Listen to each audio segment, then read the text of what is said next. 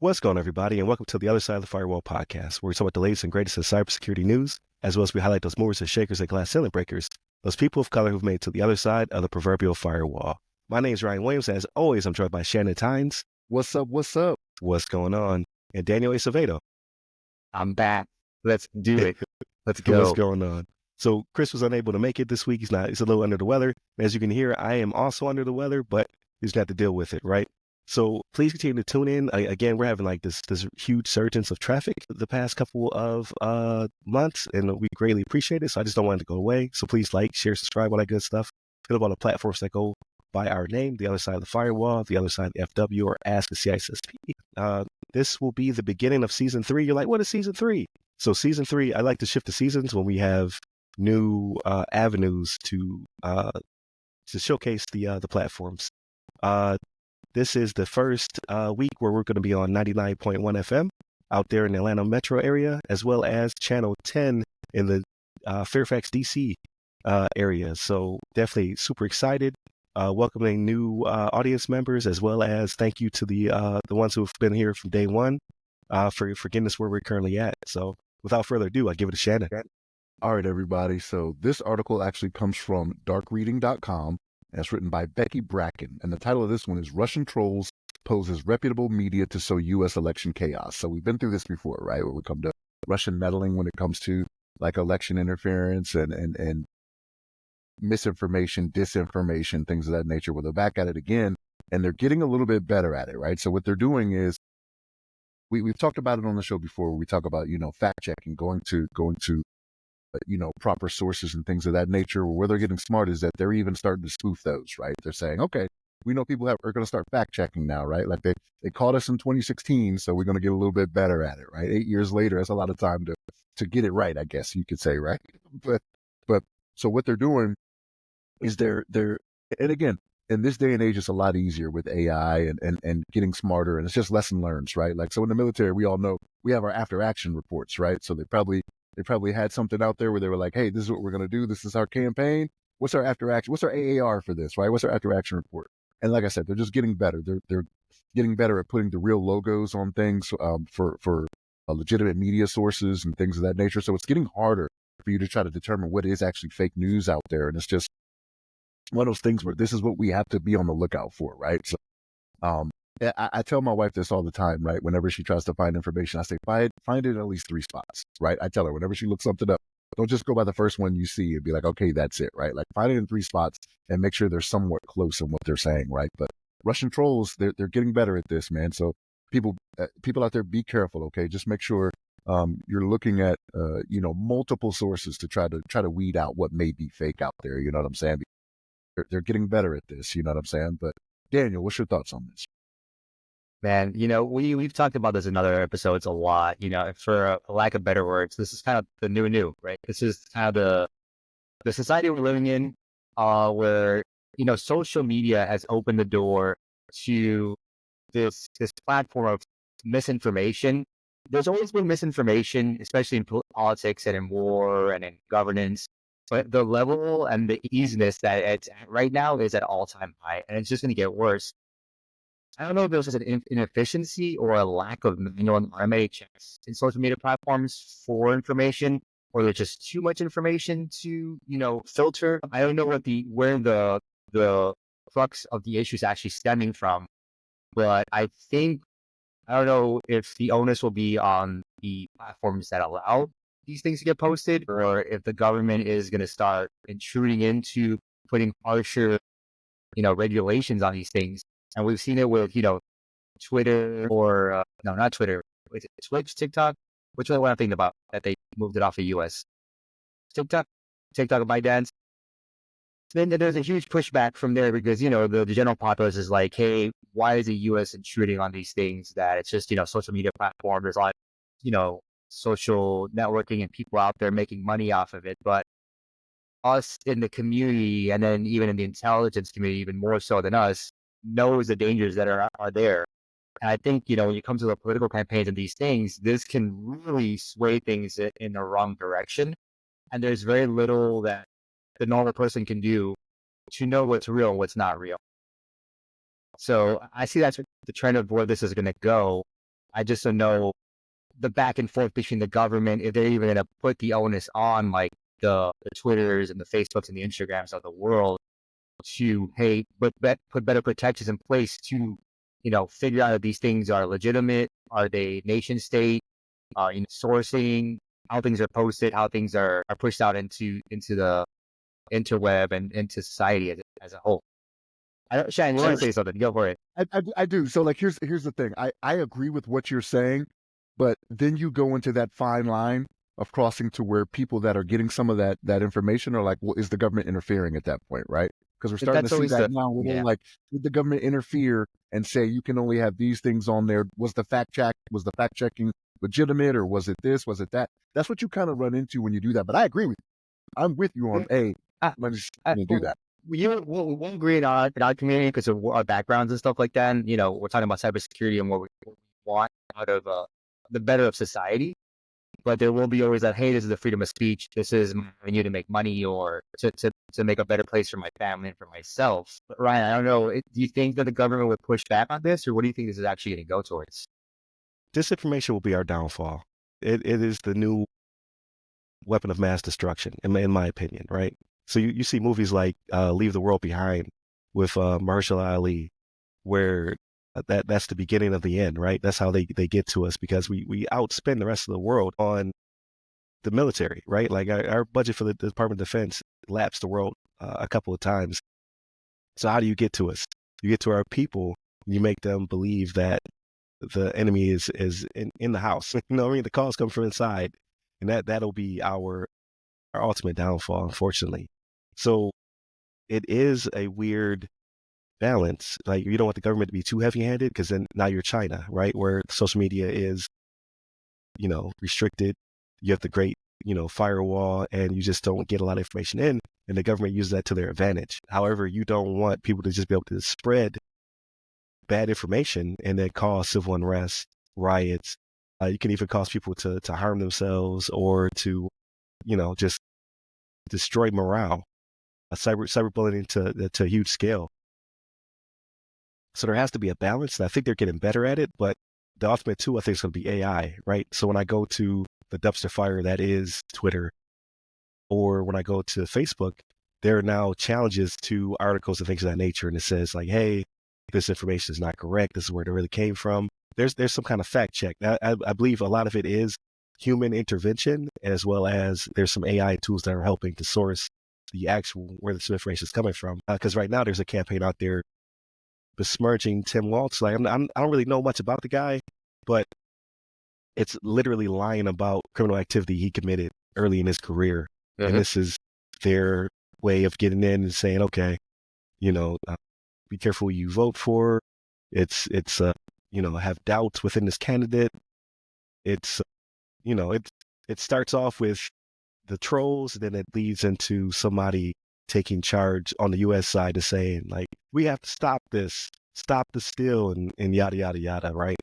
So it's definitely something that has to be checked, especially during political season, but I don't know how it's going to happen.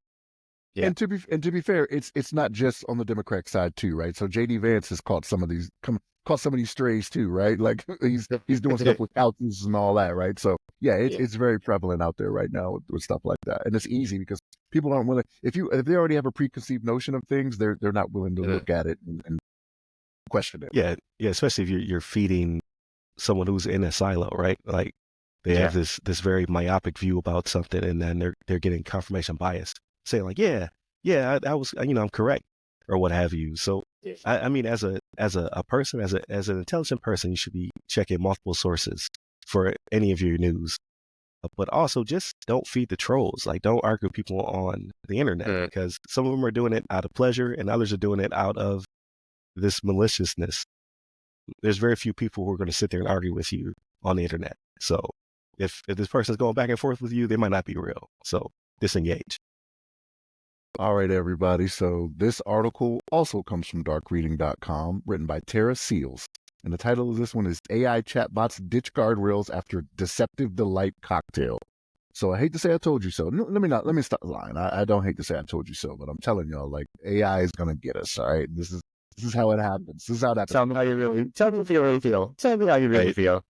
If you got it in for Warren, I got it in for AI. Like, but no. So like, in all seriousness though, right? Like this is just how this can happen, right? So like AI is no different from what we've had to deal with in the past, in a sense of there are vulnerabilities that need to be looked after, that need to be looked at, right? So what they're talking about here is doing prompt injections, right? And this has come up before. We've talked about doing prompt injections in AI and how it can give you bad results, give you undesired results, things you're not really looking for, right? And so this is something that's come up before, and it was several months ago. I want to say we did an article on it. We were talking about it, and we are talking about the injections and what it's actually doing.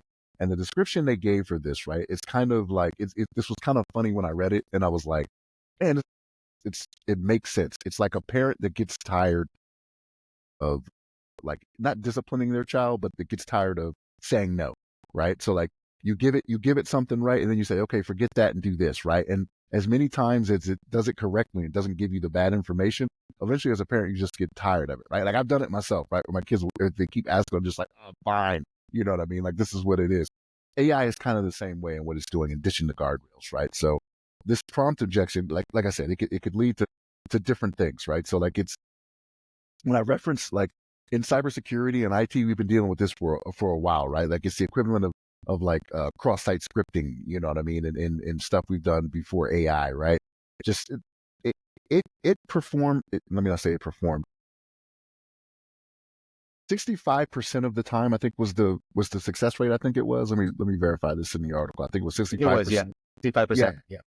Is how often they were bypassing the guardrails, right? So that's a fairly high percentage for guardrails that are in place to try to keep you out. Like if it was a number in the single digits or something, I'm like, okay, maybe the cost of doing business, right? But 65%, that's over half that it made this happen. But yeah, this is something we got to look out for, folks. Like it's out there.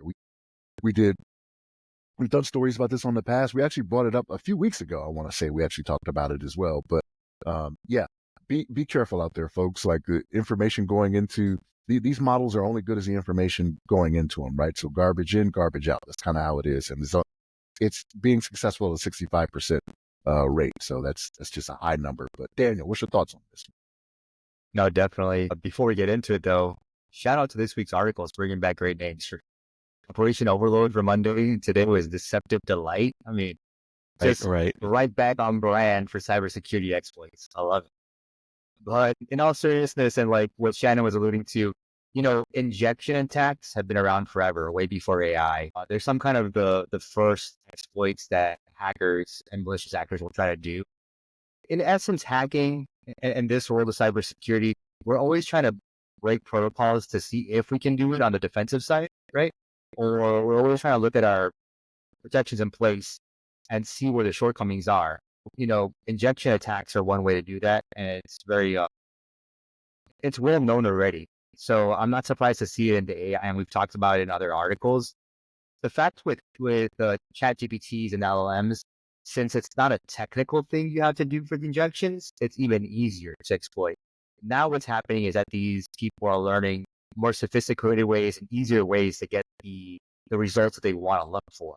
So the article where it talks about is literally almost like overwhelming the LLM or the chat GPT or the GPT with different types of questions or information for then the GPT to respond back with partial answer, and then you're asking it again to give you more information and more detailed information. And over time, it's just going to slowly give you the 1 through 10, the A through Z of some sensitive information. Where it gets really bad, and what the article alludes to, is when that is tied into online or anything that has to do with like emails or personal information or anything in your personal computer. But luckily, there's a lot of good information here about the OS, things you can do to protect yourself if you are using the GPTs, and things to look for to shore up some of these vulnerabilities. But I think the bigger thing alludes to, and kind of tying it back to yesterday's and Monday's article as well, is just the education of all this, right? We're moving into a world now where we have to fact check our sources. We have to double check things like the GPTs and the AIs of the world that we're going to be using day to day for school, work, and all these things. the education piece needs to really catch up to where we're living in the world day to day, right? And I don't know if that means starting at an earlier age and being ingrained into it, not only like using the computer, but how do you protect yourself from the computer and from these resources as well? So you're not kind of like left blind for these kind of things. So if you listen to the other side of the firewall, then you're fine because you're listening to us and you know how to protect yourself already. But like, Look, yeah, but I see a lot of this stuff going back to education and how we start this at a very low level at a younger age. Not only we're doing a good thing as a society at using the computers in schools and teaching kids how to use them as they grow, but now we need to show people how to protect themselves alongside that. Those are my 2 cents, though. What do you think, Ryan? again, I gotta put it in there. Gotta insert it. Please like, share, subscribe, all that good stuff. We got a newsletter comes out. It's supposed to be every week. Now it's coming kind of bi-weekly. So I'm working on it. I'm trying to get back to consistency. But it's called the rundown, just like the final episode of every week. But to go back on topic. So I mean it's really social engineering for robots is kind of what's happening right now, right? But it works against humans, it works against robots, it works against everybody. I think the cure or the mitigating aspect of it has to be that you insert a human being back into the loop. I hate to say it, but you never get rid of us. Even no matter how good AI becomes, you're always going to need a person to be there to discern bad human behavior. It's just the way it is. These things are kind of still childlike, but even when they become more sophisticated, right? Like talking about the next GPT will be the graduate level and things of that nature. You're still going to need a human being in the loop somewhere to decipher when somebody's trying to do something malicious. Google used it back in, I think it was like 2014, 2015. I was in it with a project. I was looking for like off-duty work when I was active duty and like work from home before remote work was a thing. So Google had this thing where you could be part of a team, and what it would be was they would give you search results, but for your local area. So it's like this term or this phrase can mean something different to anyone depending upon where they're located. So they would send it to a team locally to decipher, like, okay, does this make sense for your area? Is it appropriate? So like, I'm just making something up because I can't remember back that far. But like if somebody was searching for like P Town, right? What does that mean in your area? But oh well, Pocosin is right next door, so maybe they're searching for something to do with Pocosin, as opposed to some other place like Philadelphia or what have you, Punxsutawney, where Punxsutawney Phil's from, right? In Pennsylvania. So it made it so that way it would be able to make sure that the person searching within your area was searching for something that was context, there you go, sensitive, your area, your demographic, and or locality. So you still needed people because even though the algorithm is strong, it could not decipher across every single locality if this made sense. You're going to need something like that for ChatGPT and all the other LMMs at some point as well, because it's context sensitive. Like, what does that mean for you or your area? What are they searching for? Like, even culturally, the way words are used, right? Like, they're used differently between different cultures. You're always going to need a person for that. It's just the way it is. So I think that'll be the cure, but we'll see. All right, everybody. So this article actually comes from infosecurity-magazine.com, and it is by, let me get down here, Beth Mondrill. And the discussion for this week is inequity challenges women in digital trust, so progress is being made, right? So this is what we like to see, right? So like if progress is being made when it comes to women getting into the digital trust industry, like it could be made across the board for everything else, right? Like that's the purpose of the podcast, is to highlight people of color who have gone on to that other side, right? That have crossed over and trying to get into that. What was it, 7% in the C-suite or something like that? Was a number? What's the most recent number? Yeah, woefully low. Woefully, Yeah, woefully yeah. low. So, but the study they have revealed that there are women out there who are getting better, right, when it comes to terms of career progression, right? Because that's one of the things they were talking about is women being a little stilted in the industry. And so when it comes to career progression, men and women are found to be satisfied, right? So for the men, they say 72% are satisfied. Women, 68% are satisfied, right? But when it came to like getting a raise and getting promotion in the last 2 years, they found that women were actually slightly more likely than men to have had a raise and a promotion in the last 2 years, which is a good sign, right? We're making progress, Nice. right? Yeah. Yes. So for women, it was 73% were more likely than men, which was 71% to have had a raise or promotion in the last 2 years. So this is what we like to see, right? So to see it when it comes to the realm of the sexes and getting more equality in that. Like I like to see that, and I'd like to see it turn around to where it be with the races as well, right? Because we all know, uh, for me at least, I'd like to see it represent the proportion of whatever the population is, right? So like Right. in the last census, when it came to Black people in America, it was 16%. It's up to 16%, right? So at least close to that. I'd like to see that, out there. But yeah, this is a good study they did. It was a good survey they did there, where they were talking to the different races between men and different, sexes, men and women, to determine who was satisfied. There's still some work to be done, right? Like there's still Yeah. some stuff in there that needs to happen. But like we would like, it's not just when it comes to like when it comes to the cyber world or IT world, where there's inequality when it comes to women being paid and voted, right? That's across the board, right? So it's good to see the progress. But Daniel, what's your thoughts on this? No, definitely. I mean, I'm a dad daughter or a girl dad. I don't know what the Girl phrase dad, is, yeah, but girl dad, yeah. yeah. And you guys know me well enough. I'm crazy in love with my daughter. She's my world. Like really, really love her to death. So these things kind of creep more into my consciousness now. I think. I mean, I never saw it as like us versus them, or really inclusive. Our podcast kind of circles around that. But I think now, embracing my minorityism, my Puerto Rican heritage, I miss my island, I love my people. But now the focus does shift over to my daughter a lot, and where is her place in the world when she's going to be growing up? What are the opportunities for her? Not only just, the bullying stuff, but like, will she have the right opportunities and chances? I looked at it more before. You're always kind of in a bubble, going backwards in my mind as I'm saying this.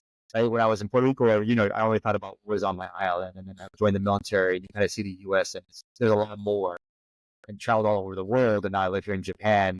And kind of like the rights of people, races, and sexes worldwide, I still think there's a big like imbalance, especially when you're talking about worldwide and like what women are allowed to and not to do in these different countries. And even here in Japan too, there's a big inequality of like, the pay and the ranks and positions for females. It's gotten a lot better over the years compared to what it's before, just like it has in the US. But it's good to see associations like ISACA doing these kind of studies, taking the time to talk to both men and women, demystifying this conversation. I feel like is a good thing too, right? You see a lot of the social media things where they talk about like, hey, what do you do for work? How much do you get paid? I think the more information everybody has, it kind of helps everybody else out to then at the time of trying to get more for yourself and going to your employer, having the information to back it up to know what is a good deal for yourself. So I think the more things like this it can be done, the more we know where the playing field is, and we can better it for both sides, or for everybody actually.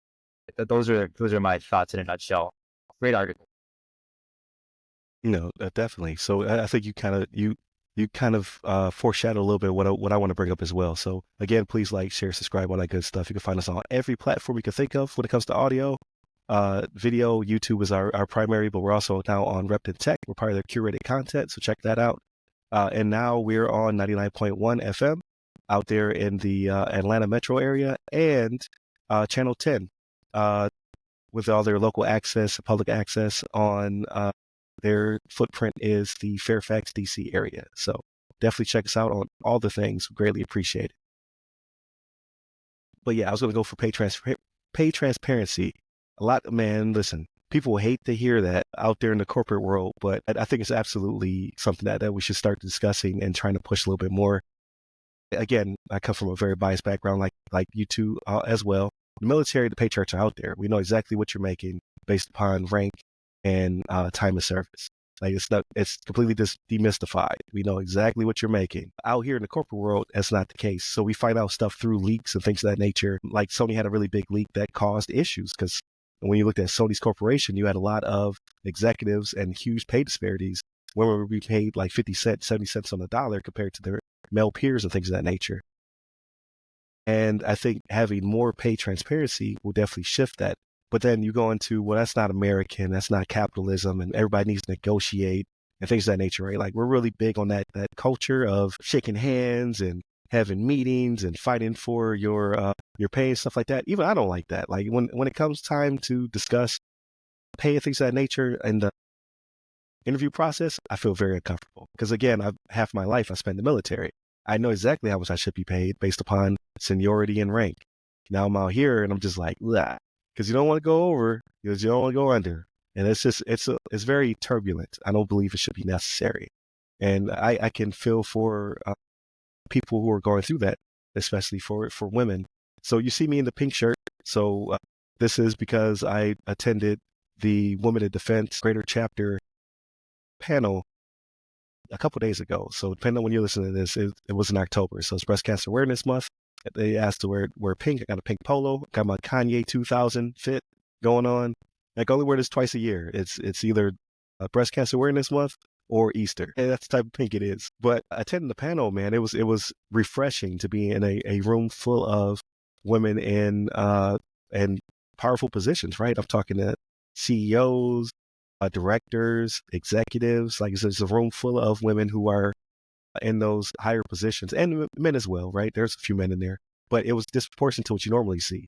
Normally, it'd be a room full of men with a handful of women. In this case, it was the roles were flipped, and I greatly appreciated that. So it's good to see that they have avenues and venues like that to support themselves, but it's also great to see that there are a lot more women in these positions because I think it's just beneficial to companies in that regard. Because again, this platform we talk about how diversity in thought, diversity in culture, diversity in ethnicity, like all those things help to bolster cybersecurity because you're able to see things from different perspectives. The same thing comes to business. So like, why not? Why wouldn't you want to have more women within your corporation who are in these positions that could give you a different perspective and then grow your business in that regard? Because it's just certain things we don't see as the stereotypical men versus women in some fields, and it's good to see that having that diversity can help to bolster business and help with growth. So pay them right, like give them that opportunity, just like you would your male counterparts. Well, I know in some places they're trying to get better about that. So like here in Colorado, like you'll see job listings that have a pay band, right? Like it'll show in the listing, like, hey, this is what we are offering, for this position. So like it's one of those things where, and the band can be broad depending on the job, right? And how much time you have and things of that nature. It's not saying, oh, you're automatically at the top end of that, where somebody is. Yeah. That still is based on your experience, right? Whether or not you have different qualifications, things of that nature. But it is something that's being worked towards. I'd like to see it more widespread than it is right now, right? Because I'm not going to sit here and say every state does it. I just know here in Colorado, it's something that you're starting to see more of, and it's not across the board. But another thing to bring up is that we're all girl dads, right? Like, so for me, the thing is my oldest and my youngest, my bookends, right, for my children are girls, right? So I can see it now because my oldest daughter, she is out there in the workforce, right? She is an adult. So I can see how things go for her and see how things are going for her. And then I think to myself, I'm like, okay, well, the difference between her and her sister, it's several years, you know what I mean? Like, what is it going to be like when my daughter comes up? And I'm hopeful when I see things like this, that it's going to go a better way than what I think it is, right? And the reason I think it may not go the way I want it to, not necessarily based off job opportunities, but just the world in general and what we're seeing, right? There's so many things going on in the world. It's like, what is going to happen to my youngest when she is a young adult, when she's where my oldest is, you know what I mean? But this is a good thing to see, man. Like the inequity challenges women face are real, you know what I mean? As it is for race, well, So I'm glad to see it. Hopefully it will be something that benefits my youngest when she gets to that point, if she decides to get into a career field where it is something that is a problem, right? So I want it to be equal, right? Like, yes, progress is nice, but it being at 70 cents on the dollar for women, like if it's 90 by the time she comes up, I'm like, hey, it's still work to do, right? By the time she's older, dad probably won't be around too much longer, but still, so like, I need you to go fight this fight, baby. You know what I mean? So, No, definitely. But well, I mean, you could put your conscience in the AI or something like that, right? That the future is gonna be crazy. It's crazy out there. But yeah, but then how that's different. how will y'all Topic. control me? Y'all can't keep the guardrails on the LLMs now. How will y'all control me? If I'm running around like Mr. Burns in The Simpsons, you know what I mean? Like in Right. the future episode where he's the head in the jar. Futurama does the same thing where they put the heads in the Right. jars. Yeah. Shannon, how was your week? Man, it was a pretty good week actually. So yesterday I took my children to this like farm that has like all these activities like pumpkin patch and paintball. Well, when I say paintball, not shooting at each other, but shooting at targets with a paintball and whatnot, right? Out. Yeah. Corn mazes, all that. It was a really good time. It was a few hours away from the house, but I actually had the day off from work. The children had the day off from school, so we made it work to where it was in the middle of the week. Not the middle of the week, but it was during a school day. So it was not as packed as it would be if we would have went there on a weekend, to where I could imagine it would just be crazy. But it was a really good time. They really enjoyed it. I actually enjoyed it. Right, it's one of those things where I'm like, all right, we do those things we do for our children, right? So they'll enjoy it. I'm not going to enjoy it as much, but no, it was a really good time. So yeah, did that. Spent some family time with the younger two. What did I watch? I watched the show High Potential. I've talked about that. It's kind of plateaued for me, right? There's some stuff going on in the episode. I liked some stuff that was going on earlier on in the season, but we're on episode 5 now. That my wife and I watch it. We still like it. It's good, right? So, but it's worth a watch if you guys ever see it. High Potential. So, the other one we watched was Doctor Odyssey. I'm probably over that one, but whenever my wife asks to watch it, I'll probably watch it, right? Because I don't run my house. I do whatever she says. She's the home boss. So if she if she takes the time to sit down there with me and watch something, I'll be like, all right, let's watch it, baby. It's okay. But so that one, like I said, I've said this before. I was expecting House on the High Seas. I'm not really getting that, right? I'm getting a lot more drama and you know love story with love triangles and stuff like that. I'm like, I do not care. Like, I don't care, right? Like, show me, like, start doing diagnoses where you always think it's liver cancer, right? Because that's what it was on House, right? It's always liver cancer. It seemed cancer of the liver, like it's every episode, but then you find out what the real thing is. So that one is so. We'll see if it gets picked up for a second season. Even I don't know if people are really watching it based off what I'm seeing. Yeah. What else did I watch? It wasn't a lot of TV watching this week. Oh, I watched my Ravens, give it to the Buccaneers, you know what I mean? I know we don't got no Bucks fans on here, you Right, know. right. I But enjoyed that. yeah, As a person who lives in Tampa but is not a Bucks fan, I enjoyed it. yeah. Oh, so that was a good thing to see, you know what I mean? But yeah, we took care of that. So we got who do we play this week? Cleveland. And so we played this week, and we'll see how that goes. They changed out their quarterback who was not doing well, except for the day he got hurt. Like he went out for the season with a torn Achilles. That day he was having a phenomenal game. You know what I mean? So I don't know. It might be good that he's gone and they got a different quarterback in there. But it's Jameis Yeah. Winston. Jameis Winston is good for throwing 30 touchdowns, 30 interceptions a season. So I don't know. We'll see. He might throw for 3 touchdowns, or we'll throw 3 interceptions as well. So Right. we'll see. We'll see what Jameis does. But that's pretty much it. I know. I know. One of you on here started watching a documentary I talked about last time. That Chimp Crazy. I did finish that up. It's wild. Did you finish it? Yeah, it's wild, man. Like, Is it really? it's you know. I like to tell myself everyone is different, right? Like everyone is different. Everyone has things they like, things of that nature. But when I see this, I'm just like I can't fathom it how someone could feel this way, right? And I don't know if I told you guys before. Like I saw an SNL skit that like put me onto it. Like they did a skit on SNL because they try to make fun of current events and stuff like that, and it Yeah. brought me to it. And I was just like, I am not seeing what I'm seeing here, but yeah, I was seeing what I was seeing. And they talk about some other stuff in the documentary about other like acts and whatnot that happened in the past with chimpanzees and whatnot, like stuff that was in the news, like real stuff. And Right. you're just like, wow. But It kicks off right in Florida. I knew it. yeah, I think it was Orlando. I was like, yep, that's us. Give me the clip shows. I'm probably not gonna watch it, but what is it about? I don't want to ruin it for people who haven't seen it, but there's this woman who she liked chimpanzees, right? So she went to this place was it Missouri? Where is it? Festus, Missouri, I think is where it was. Yeah, This lady, Festus. I was like, that's a terrible that's a name. terrible name. Isn't it? Yeah.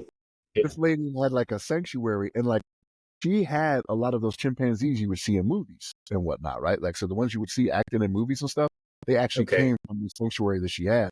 But this woman was like, I wanted to be around chimpanzees, so it turned into she would spend a day there, and then it was like 3 days there, and then she eventually moved in. Well, she is she's very much into chimpanzees. And it's weird to me, right? Because she loves them so much, but she can't get into the cages with them. Like it's like it could go crazy.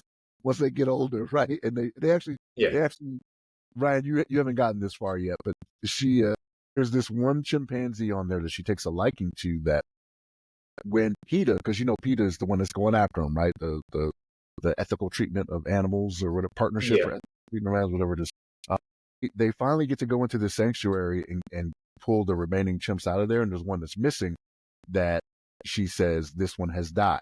Now, I say she says this one has died because as time goes on, you realize that may or may not be the case. I'm not going to ruin it for you, but yeah, this woman goes to Jeez. extreme lengths, um, to spend time with this chimpanzee. Yeah, it's called Chimp Crazy, and the thing is, it's weird, right? Because the guy that did this is the same guy that did Tiger King. Was that the name of the one on Netflix before, Tiger Yeah. King? They're really Same guy. famous. Yeah, they're really. Excellent meme material. Tiger King is the Yeah. best for memes. It really was. Like So they. it's the same director, but he had to hire on a proxy director because he knew they were not going to want to work with him after Tiger King, right? Because he made that other guy, Okay. Joe Tiger King, whatever his name was, he made it Yeah. look. So he had to hire on proxy director, which was somebody who had a past where they had actually got in trouble with the law for, like, I think it was killing exotic animals or something like that. Like, he did jail time and whatnot and paid the fine and all that. Okay. So he was more trustworthy to them, and they made it seem like he was the one doing the documentary. So that's how they got their into everything, into filming all the stuff they filmed and hearing the stories there. I feel like it's cringy. I feel like I haven't watched it, and I feel like I'd be very like want to like feel itchy, like while I'm watching it or something. It is, man. It kind of is. Like, I don't understand. Again, everybody has their own thing, right? And I don't presume to know what everyone feels, but I'm just like, how do you get to this point? You know what I mean? Because, like, they talk about stories on there where this lady had a premature born chimp, and she breastfed it along with her other baby that she had. Like, she had a newborn baby, and That's she had a episode one. chimpanzee in it. Yeah, Yep. and she Yep. See, I was right. I haven't seen anything. I feel you're right. Yeah. Hard pass on this one. I'm good. I think it's I don't need to watch this one. but it's wild, man. Like, I don't know. I get in my documentary phase, and, like, I watch stuff that I'm like, okay, this is the human condition. This is what we're dealing with. But This is how I know AI will take over. That's because you got people breastfeeding chimps that are premature. And I'm like, maybe you don't deserve to be around. Like, yeah. I feel like, yeah, I don't know. It's take kind us of it's all at once. insane. Yeah, Yeah. tell the aliens to take us all at once. Like, yeah, it's crazy. Oh, man. But that's been my week. What about you, Daniel? Man, what you on? I've been getting for a while, man. It's been good. Sick and not sick. Like the temperature is crazy. It's like raining. It's hot. It's freezing. It's raining again. I've been like sneezing my butt off. Got sick for a while. Felt better. Got sick again. But in between all that, right? We did some cool things. I don't know if I told you guys we went to Disney. Went for a weekend. So we did that. Okay. So how is Disney Japan? Like, so what Disneys have you been to in the States? All of them. Yeah, Okay. I've been. So Yeah, the ones in Orlando. okay. Been to the So ones in California. right. So Disney World is in Florida, Disneyland in California, the original. Yeah. Disneyland Paris, and then you have China, Japan. So I've only been to the world like all the time because we live here. We live here, right? And then Paris, and I was disappointed at Disneyland Paris because it's so tiny. But I hear it's closer to Disneyland than Disney World. So Yeah. what's Tokyo California's like? kind of small. California's kind of small. But one in Japan, it's still not as big as like the one in Orlando. I think Orlando's is like massive. It's just way too big. It's very American sized. It's very large. Extra large. It's Yeah. 4 different parks in it, right?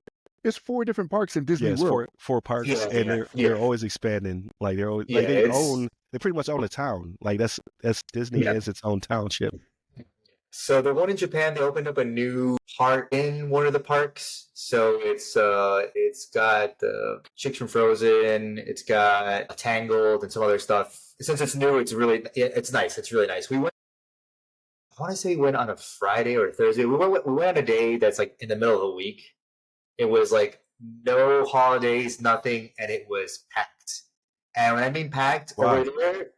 over there, it's not Japanese culture, but they don't mind waiting in line a long time to do things like restaurants or anything. It's like very normal for them.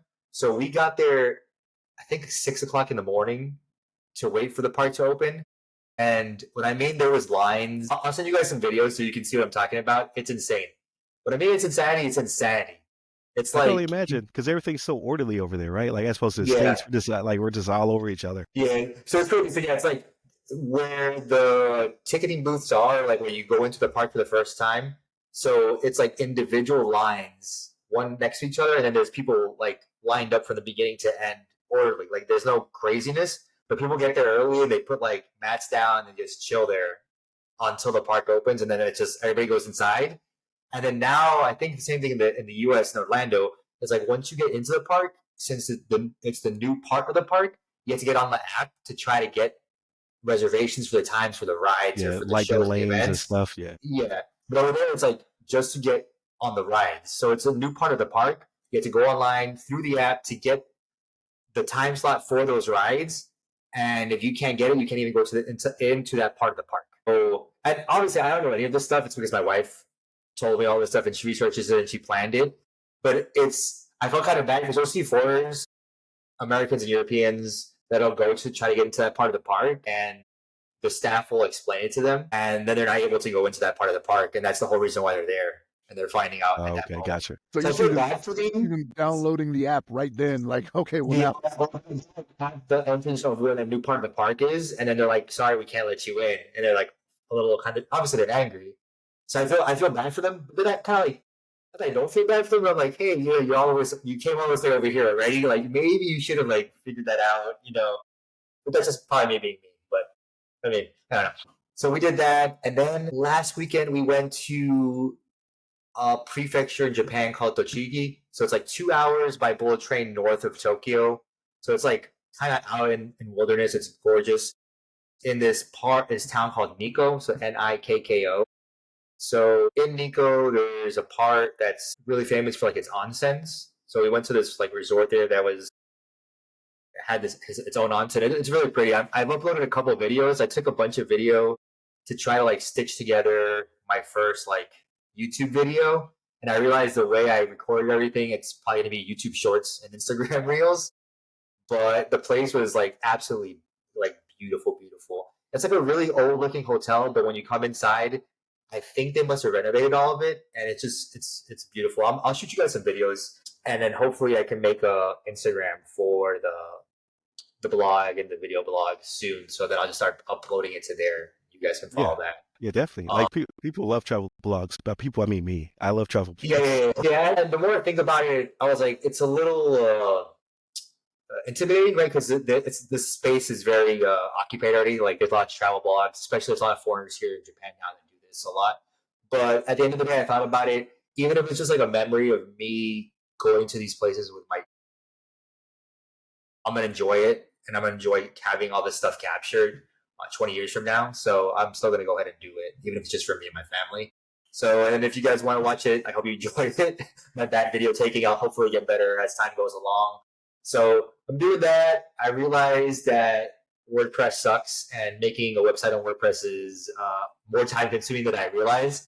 So I went on Fiverr with a couple of different websites, and I found somebody that I'm probably going to be working with to pay to make my blog website and get some hours back to my life than try to do it myself. Yes. Thank you for going that route because now I can learn through you. Yeah. I definitely Yeah. want to know how the process goes because I don't like ramcyber.io is doing nothing right now. It's just a splash page, and I don't have the time. I'm not going to be doing I want to hire somebody. It's like this. I remember I did a couple websites back in the day, and I was kind of like on WordPress was like another website, and I was like, it's not that difficult. And now I'm just like clicking through boxes, and I'm like, it's not looking the way I want it to look. And I was like, I'm just not going to spend another 2 hours to figure this out and watch another like 2 YouTube videos. I'm like, I'm done. I'm done. I'll pay, some guy in India $100 or $200 and or like whatever it costs, and I'll just have him do it. Like the one guy I found, he's got like a gazillion rating, and he's like $100 maybe at most. And I was like, yes, I spent more money on dumber crap in my life.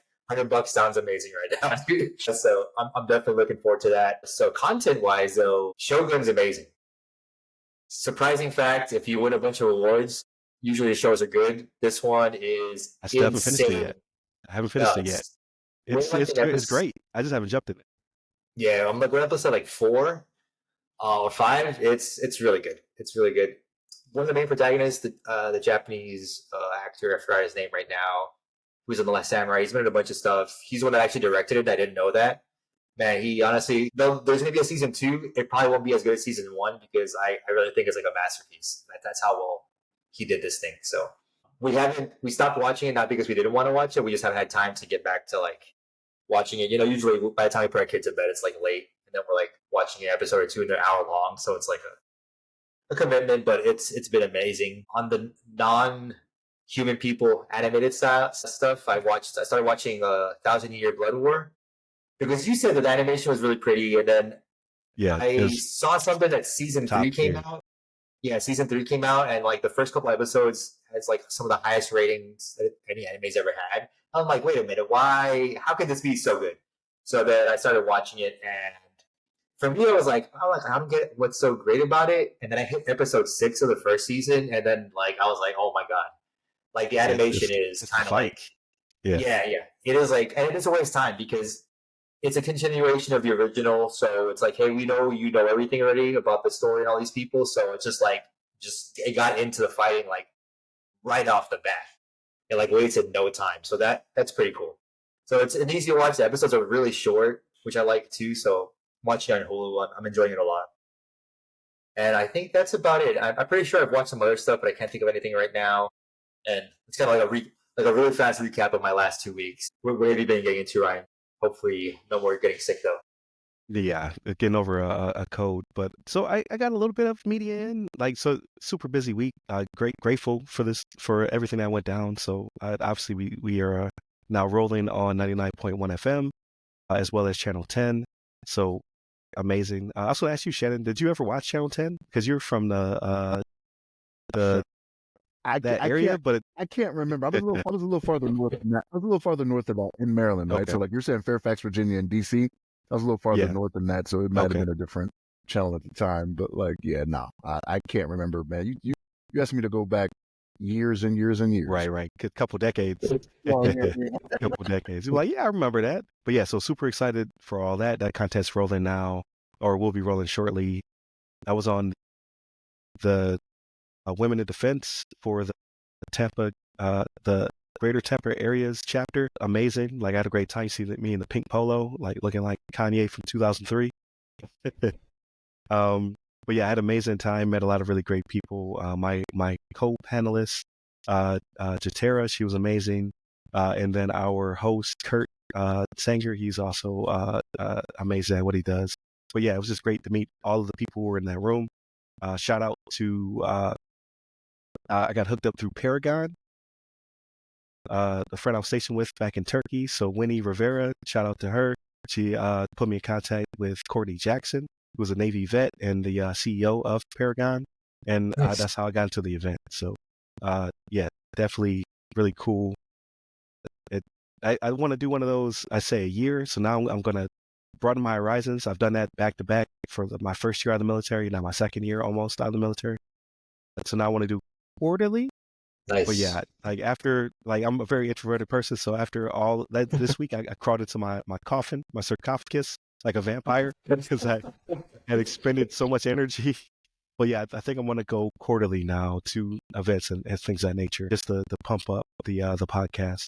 Podfest is coming up in January, so I might try to attend that. It's in Orlando. Nice. So I really don't have an excuse not to. So I might try to, like, first year I was out, I was like, nope, not going to that. But now year 2, I'm like, okay, maybe I should go up there, meet some people, talk, all that good stuff. What else? There was one more thing. It was the podcast. It was the panel, dark reading. So we had a lot of dark reading episodes or articles this week. So dark reading published an article that I worked with ISC2 on, and it goes about my transition from the military into cybersecurity, both private and federal, and just, you know, that time of my life, which wasn't that long ago, and how I found my tribe, so to speak, within this community. So definitely check that out if you have not already. It's on dark reading. You can actually look me up now. I have an article out there on a very important platform, you know, for cybersecurity. And we talk about the podcast as well. So I'm hoping for a little influx, little activity coming from there, right? Kind of a veiled advertisement, right? So we'll see how that goes. And then yeah, that was a lot. That's a lot for me. So I'm pretty much worn out.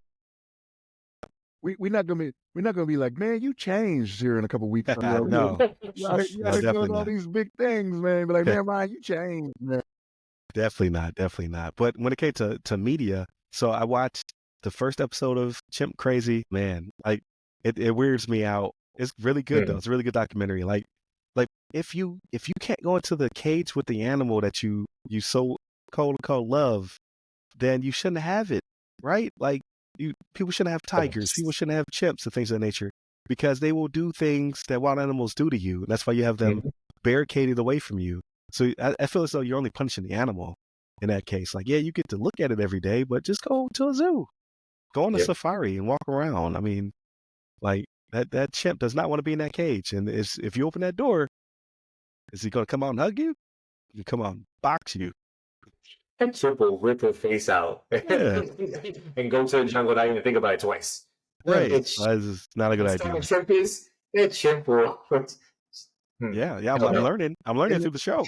And they hint on that, and they actually show. So like as you get in the later episodes, the one up in I want to say it was Oregon, could have been Connecticut or Vermont or somewhere, wherever it was. The one that ripped the lady's face off and was biting at her fingers, ripped her jaw, and they had like crime scene photos. Like the police officer that ended up shooting it was one that had been around the chimpanzee for years. You know what I mean? Like it was out in the city when it was smaller, right? And the lady would take it out. He was the one that had to shoot it. And like when he shot it, it didn't immediately die. Like the thing walked in the house to its area, yo. Crazy. Like no thank you. Yeah. But yeah, so I'm watching that. I also started there's a new show on Max called It's Florida, Man. It's Florida Man. And they do reenactments of stuff that happened in Florida. It's hilarious. So I watched one episode of that. Sounds funny. That sounds really funny.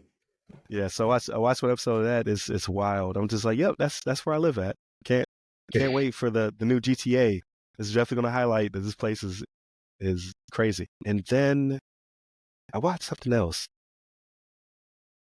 I watched a little bit of the Agatha show. It's growing on me, but I don't know if it's going to capture my oh, I want another season or not. But I'm waiting for the big cameo or the twist or whatever to pop up. So I'm kind of getting through that. And then game wise, still playing Space Marine 2. So I wanted to shout out to Derek McMillan wrote me on YouTube, and I'm terrible at writing people back. But he says, Ryan, I was waiting for you to discover Space Marine. LOL. I'm surprised y'all haven't got to Black Myth Wukong. That's coming up. So my thing is, I don't get a lot of gaming in like I want to, but I'm waiting for Black Myth to go on sale on Steam, and I'm going to get it for the PC because I see the visuals is amazing. Derek McMillan. I love it. Derek, you're right. Black Myth is amazing. Message Ryan, tell him to buy it. It's so good. It's so good. Like Black Friday is right around the corner. Like I'm gonna get there. Like two more weeks, and I'm gonna have a bunch of games I probably ever have time to play. Yep. But yeah, I'm still playing through Space Marine 2. It's my introduction to PC gaming after I haven't PC gamed in almost 2 decades. It was very easy to jump into it. It's beautiful. It supports 32x9. I had the super ultra wide. It looks gorgeous. It runs great. It's like Gears of War on steroids. So I'm loving it. Yeah, the reviews on that one are like insanely good. Like I haven't seen one. It's real good. It's real good. Like I don't know if I'll get deep into the lore because it seems like it's very deep. So I don't know if I'll get into that part. But what I've experienced so far, I really do enjoy. But I started Call of Duty as well. So Call of Duty dropped. It's on Game Pass, so obviously I can download it on my Xbox and my PC. I started playing the campaign. It's really good. I haven't played, to be honest with you, I haven't played a Call of Duty campaign since Ghost, and that was 11 years ago. So like they might have all been good since then, but Ghost was not.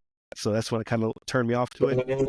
They haven't been. Honestly, it's been the best one they've released in a while. Like it's real good. Multiplayer. It's got all the OGs, like the memes. All the memes are coming out. It's like downloading. I saw a meme today. It's like downloading COD when you're over your 30s, and it's like Michael Jordan joining the Wizards. Like after retirement, it's like you see all the OGs coming back to play because it really is good. It really is fun. Yeah, so I like what, and it's based in the 90s. So I'm walking around this political forum and they're talking about Clinton running for president and like he's on the stage and they have like campaign ads and stuff like that. So I'm like, oh, that's pretty cool. And then I run across a side conversation and they're talking about the Bills versus Giants game. I'm like, what? What a deep cut, right? Yeah, I was like, what a deep cut. So I actually stopped what I was doing. I was just listening to the NPCs talking to each other about the game. I was like, yo, that's crazy. So I usually when we play these games, they're talking about like World War II and Vietnam, and, Yeah. you know what I mean, like they go real deep. But like, yeah, they just talking about the '90s. Like I was like a teenager in the '90s, right? So Yeah. I was like, it's pretty cool. I'm probably not going to touch multiplayer at all. I don't feel bad because I didn't pay for the game, right? It's part of Game Pass. Yep. I'm learning the difference. Like I didn't PC game because it's complicated, right? I played Space Marine 2 through Steam. I'm spoiled. Everything just works. It's flawless. Call of Duty is not that. So Call of Duty on the console, you just hit the button, right? Xbox makes that ping noise. You start playing. It's all good. Call of Duty on the PC is a little bit more cumbersome. I had to adjust settings, right? Like because I told it like it read like all the stuff my PC could do, and it still was off. So I had to go through and play with settings. Better 1, better 2, better 3, better 4. So finally I got it looking like amazing. It runs really good. I'm like, I have like everything maxed out and I'm still like 134 frames per second or whatever. So like you can't knock it for that, but it will randomly crash. Like it'll like jump to a cutscene, freeze, and then just boop, you're off. That's you're PC, back to the desktop. It's PC gaming. That's why Yeah, I I've was like, stuck to console. I don't like that. I'm a simple man. I just want to press the button on the box. I just want things to boot up, and I just want to play my game. Yeah. So it makes me appreciate, like, obviously console gaming in general. Like, I'm probably always gonna be a console gamer, but also Steam. Steam is just better than every other platform on the PC so far. Steam just works. Like, so Steam is the console-esque version for the PC. Yeah, that's why like that segment of the market. They're pretty much the top. Yeah, I haven't had any issues with Space Marine. I haven't tried anything else out yet, so like take that with a grain of salt. But like Space Marine just works. And then I also have Control and Star Wars Outlaws. But Star Wars Outlaws is through a different platform, so we'll see. Like there's just too many marketplaces. Like when I cut on the Xbox, it just works. I cut on my PS5, it just works, right? It's just I got like 3 different. I got Xbox Store, I got the Epic Store, I got Steam, and now That's I have true, and then COD is its own platform within Game Pass. It's crazy. Yep. It's too much. It's too much. But It's if a game overwhelming. has if a game has 32:9, I'm playing on the PC. That's All true, that real estate, it's just gorgeous, right? So like if you're 16:9 or was it 21:9 is regular ultra wide, yeah, I'll play you on the TV. But yeah, so you know Ryan's a sizist when it comes to monitors and TVs. I am. What did I just say? Like you're going to conferences and everything, Ryan. You changed. See what I'm talking about? It did change. I was a snob before the conferences. That's true. Ryan's always been a fast size queen when it comes to monitors and TV. Hey, listen. I'm big into town. I don't care about fashion. I don't care about cars. But you give me some tech, man. Listen, I want the best of the best. But for the new listeners, right? But yeah, that's pretty much my week. Like again, I wrote a appreciative post on LinkedIn. You know, most weeks are good. Some are great. This one has been outstanding. This was an outstanding week. So I appreciate everyone for like our day one fans, for my co-hosts, for my friends over at ISC2 for hooking me up with Dark Reading, and then for Paragon and their team for hooking me up with the Women in Cyber Defense panel. So I've had an outstanding week. So again, I'm gonna crawl into my crypt to recharge. Come out just in time for Mariah Carey to be singing Christmas carols. Yeah, Nice. is the plan. But definitely hit up all the websites to go by our name: The Other Side of the Firewall, The Other Side of the FW, Ask a CISSP. Hit up the newsletter. We have over 1,600 subs. I think this one was really good, like a really good balance this week. So definitely check that one out. Check us out on all the platforms. Again, we're on every audio platform you can think of: YouTube, Repton Tech, and now you can check us out on 99.1 FM as well as Channel 10. Definitely give us your feedback. We greatly appreciate it, and I will try to write you back. I'm terrible at it, or I'll shout you out on the show because that's easier for me, right? So again, hit us up by all those places. I'm RY Security Guy. You can find me pretty much on every platform. That's RY Security Guy. But LinkedIn is my bread and butter. And where can they find you, Daniel? On LinkedIn under my name, There it is. Stay safe. Stay secure.